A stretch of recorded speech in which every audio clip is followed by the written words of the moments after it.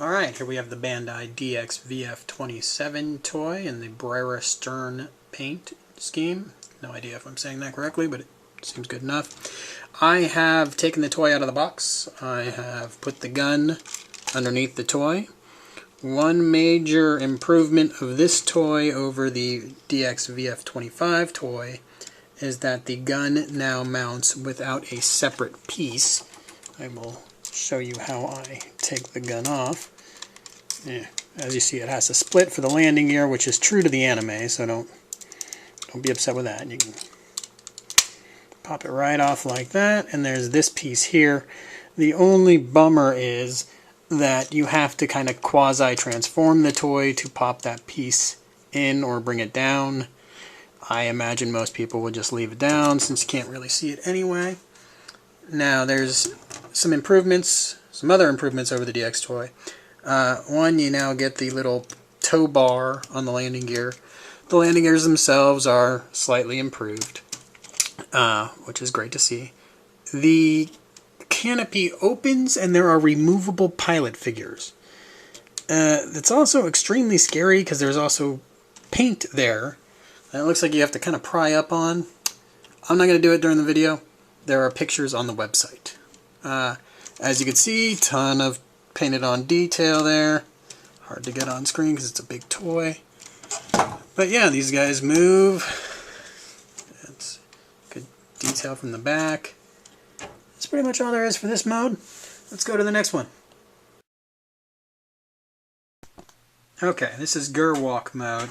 I'm going to be pretty quick on this one, I think. First things first, the gun, dramatically huge. I'm going to take it off. I'll take the whole... There you go. Maybe I won't take the whole fist off. It's a little too heavy to be supported by just the one hand's wrist. These wrists are ball joints here, so you put in a heavy thing, it just goes like that. So you're going to have a hard time. You could probably put in a little piece of plastic to get a little more tightness in there. Up to you, otherwise you're going to be using the other hand to support the weight of the gun. That's also going to be true of Batroid mode also. Unlike the VF-25 toys, you have the ability, well, you can have the hips locked and you still have the ability to pivot on the kind of the knee section to get that aggressive A stance that everybody loves, for Gerwalk mode at least. That's pretty much what makes the DX27 a little different from the 25. Otherwise, very similar toys. Arms. The shoulders are pretty impressive. There are a lot of mobility up here to get your shoulder pads just how you want them, which helps for some real aggressive looking poses. But that's about it. Let's get to the Batroid mode. Well, I guess before I go to Batroid mode, I should finish transforming the toy into Gerwalk mode.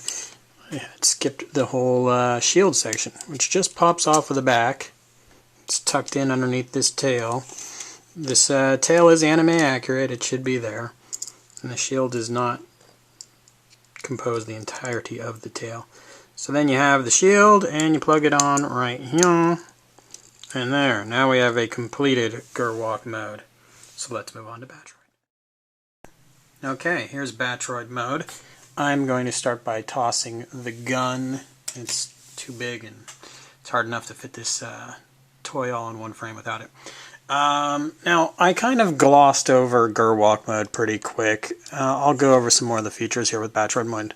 First, you got the kneecaps that come out now, which are kind of better for resembling the anime. You have little pegs now for the shoulder pieces to slide into. That'll be, if you can't really see what I'm doing now, that'll be documented better on anymoon.com. Alright, so you have a waist joint. Now, I'm going to show you a little trick I've done here. First, the waist joint is kind of loose. You got to watch what you're doing a little bit. You might scrape paint on the canards or something. I have used a mechanical pencils eraser as a little gap in there, and that helps you get this angle on the crotch. That's truer to the anime. It's a little trick you might want to try. Otherwise, without that spacer, it's just going to lay flat, or you're going to get a kind of a floppy mess. The shield, it now collapses down So your hands would normally go in there, the toy's hands would go in there in fighter mode. You remove it, they collapse, and you can also push the knife out. Unlike the VF-25, which has a separately stored knife, this is integral, part of the design of the VF-27. It's sweet. Makes the shield pin closer to the forearm, which is really nice to see. There's also separate pieces that you can plug into the chest intakes, which, you know, it's just black behind there. It's really not that big a difference if you didn't want to use them. The VF-27 also has the Canopy, even though it's not even see-through, is also less visible from the side, which looked a little funky on the VF-25. Overall, excellent posability. There's clickiness. Oh, it's not really loud.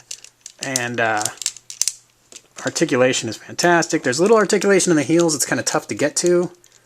It's minor, but it will help you get those tricky poses. It's not the most solid, but it'll hold the weight up of the toy.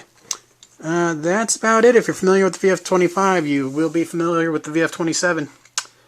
Overall, great toy. Loved it a lot.